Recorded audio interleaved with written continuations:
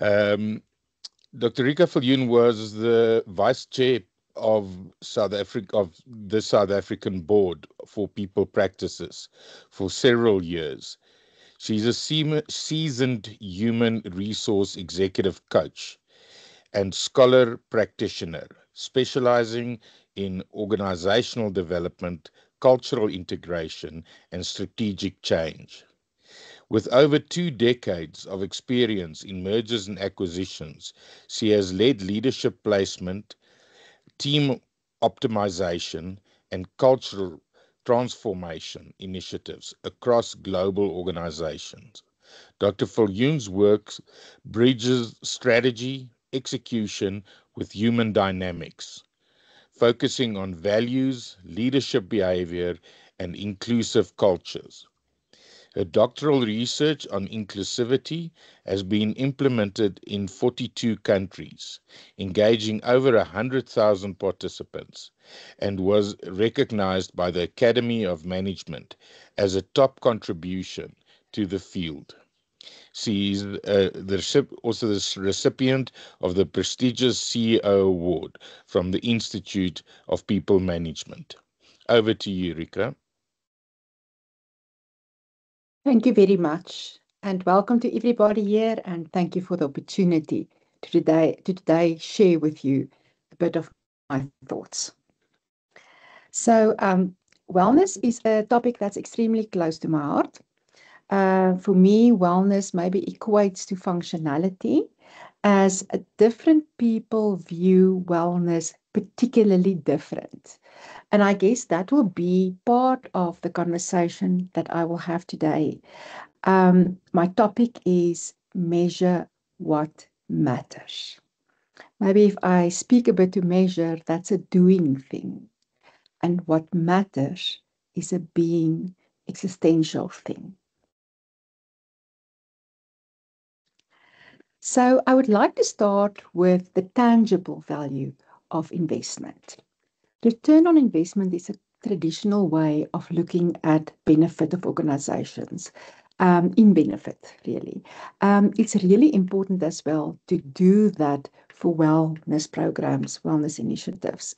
However, VOI looks the value of investment, look at the intangible part thereof. So ROI then becomes a slice of VOI.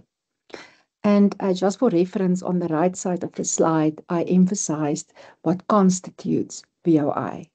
To summarize that, the tangible parts that we should measure, it's sometimes hard to measure. Cost savings, productivity, reduce absenteeism, trends, those types of things. But it's good if we can move forward and past that, that it's not as reductionist and lagging into the human and cultural value. Things like engagement, inclusion, trust, and psychological safety. Strategic in the future value as well, the resilience in the system to perform, the human energy in the system to perform, social and stakeholder value, the reputation, what the community thinks of us, the outside lens there of the containing system, as well then as I said before, it is a subset, a slice thereof.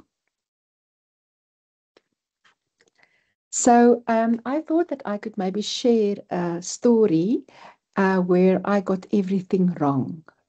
It was in Mali. It was in 2008. And I was actually much younger. I'm a grandmother now, so I'm really proud of that. But then I just finished my PhD. It was an award-winning PhD from the Academy of Management.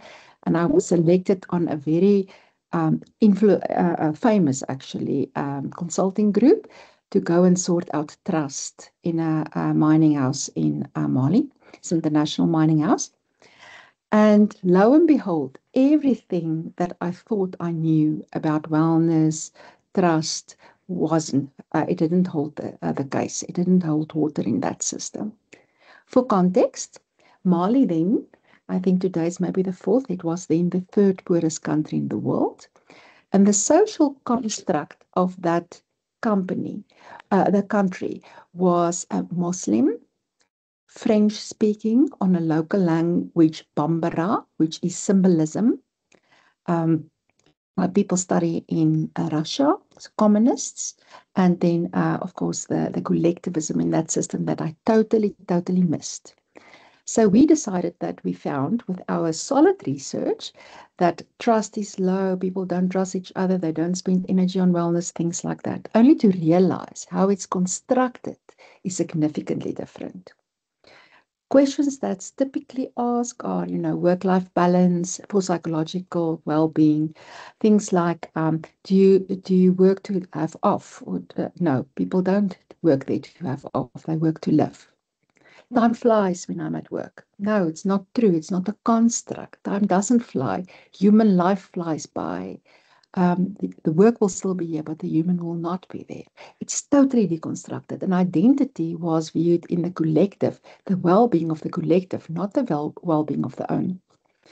That really helped me to go back to my assumptions about things like wellness, inclusivity, and aspects of that nature, identity.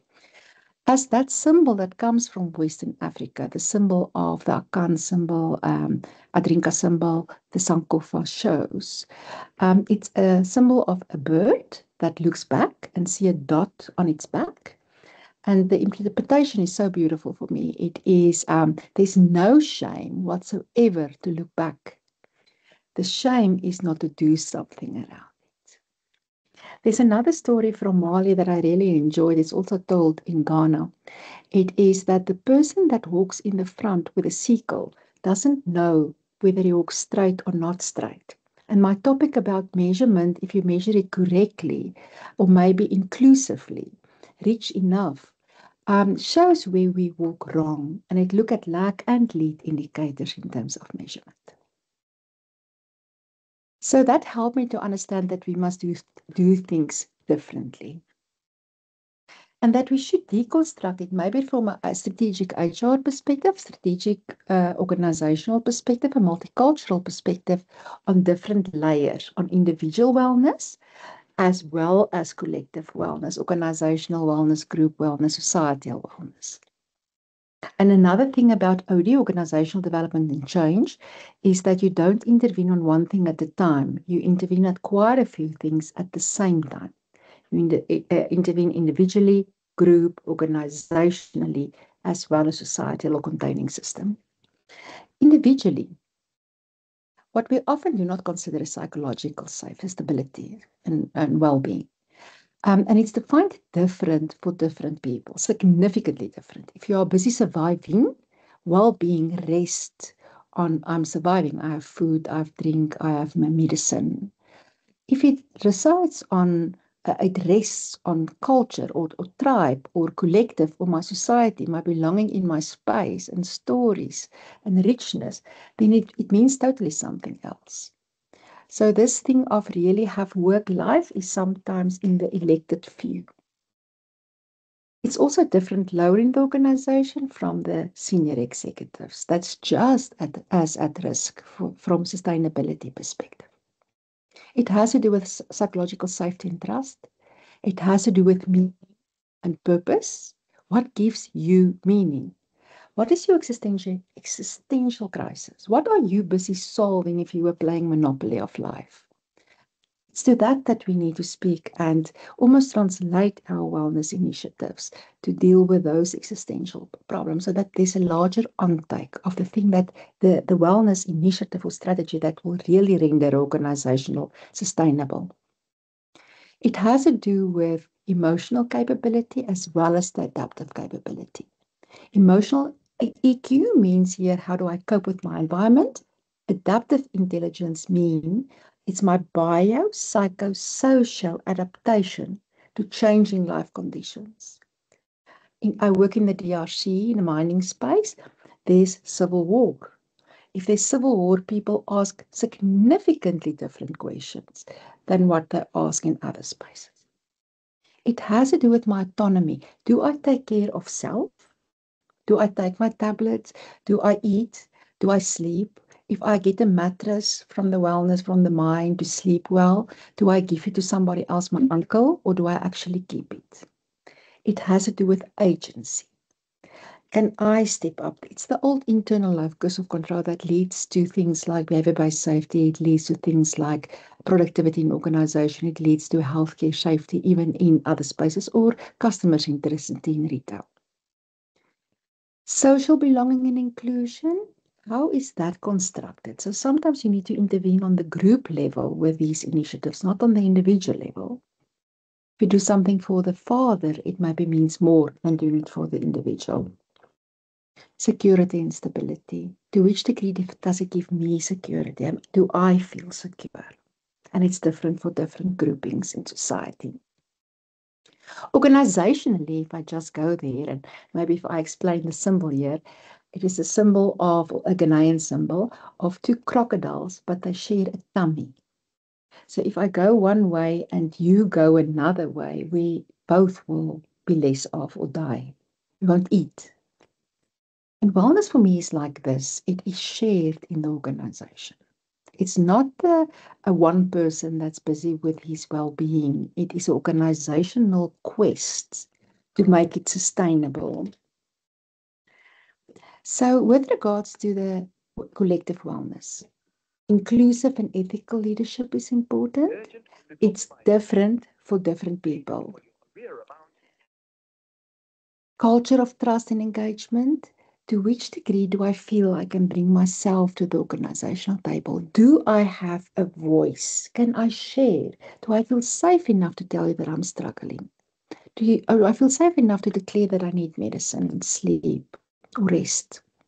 Do I need the money so I don't? Sustainable capabilities. Sustainable work design is coming through. It's how do we structure positions so it becomes the doing part of the organization. Capacity to change and adaptation becomes important. Is how do we build capacity, leadership development, change management session, team building sessions that is trust on the different layers. Investment where we should invest in, that there's capacity to perform in the human energy in the system too, that will result in business indicators that we measure. So I'm speaking about the lag indicators that creates a sense of sustainability and functionality. With regards to the investment, I spoke about that, external legitimacy. There it has to do with, are we a reputable organization? To which degree do we step up in the community? Do we service the community and our social responsibility? There's definitely individual and the collective well-being, wellness, functionality that we need to consult as practitioners and measure, else it will not happen. So I'm going to stop with the last slide. That is a book that I just would like to present. I'm academic of nature as well as practitioner, scientific practitioner approach.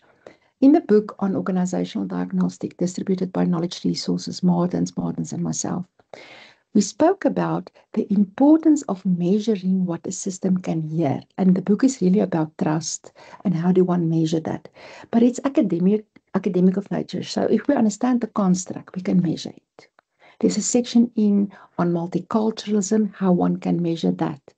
And then I'm not too preoccupied what specific tool it is, as long as there has a predictive capability, as long as there's face validity, as long as it looks for the whole VOI definition and not one part thereof, that we have dashboards, pulses, in a language that everybody in the system really can understand and trust, not as an add-on that's cut the minute that there's operational challenges. So if I summarize this, how can we measure in multicultural, sensitive ways that's truly inclusive and like medicine in a system? Then the whole wellness initiative can be like we also say in Africa. If you push a good person up the tree, he brings fruit for everybody. So understanding the psychological, the biopsychosocial drivers on individual, group, organizational, and the societal domain will render it sustainable and functional and well if we do it in an inclusive manner. I thank you very much for your audience, and it was lovely speaking to you about a topic that's really important.